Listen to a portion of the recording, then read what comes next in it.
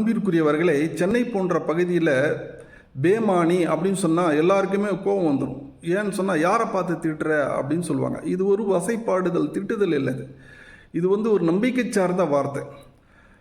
என்ன, பே ஈமான், உருதுல பே ஈமான் அப்படின்னு சொன்னால் நம்பிக்கை இல்லாதவன் அர்த்தம். அது நாளடைவில் அது அப்படி சொல்லி சொல்லி ஒரு வசைப்பாடுதலாக மாறிடுச்சு.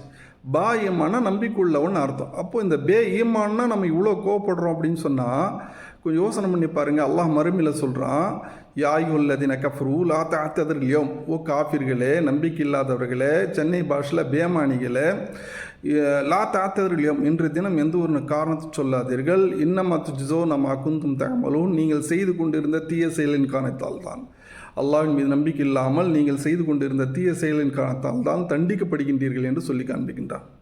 அல்லாஹ் மீது முழு நம்பிக்கை வைத்து வாழ்வோமாக. வல்ல அல்லாஹ் நம் அனைவர்களுக்கும் நல்ல அருள் புரிவானாக.